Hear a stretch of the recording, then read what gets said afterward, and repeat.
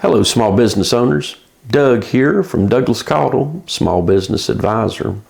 Today's topic is systems equal consistency. Systems equal consistency. So I'm going to share a story with you on how a chance encounter with a waitress solidified the importance of systems and consistency. Several years ago at our old plant, we were having trouble with consistency. Sometimes things went well, and other times it seems that we weren't even building the same part that we had built just the day before. We were just all over the place. One morning, the department supervisor and the plant manager and myself were kind of bouncing ideas off of each other on how to be more consistent. Then we took a break to change things up a little bit, and we went across the street to a restaurant and to continue our discussion and to have some breakfast. So I'm looking at the menu, and in great big bold letters it said world famous French toast. Well, as my waistline shows, I love French toast. So I asked the waitress how it was prepared. And she leaned back and looked in the kitchen and said, "Oh, Helen's here, so it'll be good today." Well, I'm thinking, if it's world famous, it shouldn't matter who's cooking it, should it? So if Helen's off, is the French toast just regionally famous or statewide famous? What is it? Then I had a moment of clarity. Our business was the same as this restaurant because we too were people-driven, and not systems-driven. Now we had our own Helens, folks that did things properly, and then we had our other folks who, because we didn't have a system, they didn't know any better, so they just did things the way they wanted to or the way they thought it should be done. All of our processes were in someone's head. Nothing was written down. No drawings, no photos, no procedures, nothing. So if the person who knew what was going on was off, we had to hope the others were paying attention on how things were supposed to work. So then we began developing written procedures and systems on how our entire process worked from beginning all the way to the end, including the administrative processes as well. Now this didn't happen overnight, and it takes time to develop drawings, photos, anything you need that will clearly communicate how a process is to be completed.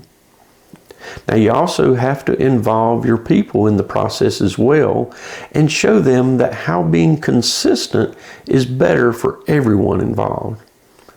You also have to clearly communicate with everyone the new procedures and train them on how to operate the system and the procedures.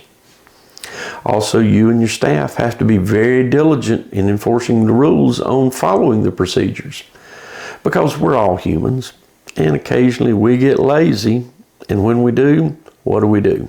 We revert back to the old ways. So if this happens, or you allow it to happen, you've just wasted a whole lot of time and money and energy in developing a system that you're not following. So if something goes awry, one of your first questions needs to be, what changed? Then you need to ask, did we follow the procedure?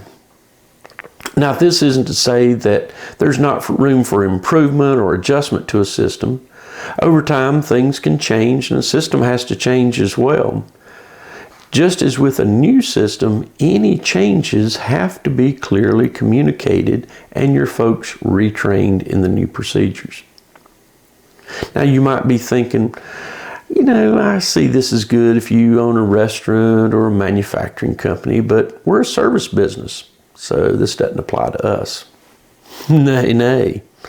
Systems apply to all business. If you have customers, you need to deliver consistent results every time you serve your customer. It doesn't matter if you're a manufacturer, a plumber, an attorney, or an accountant.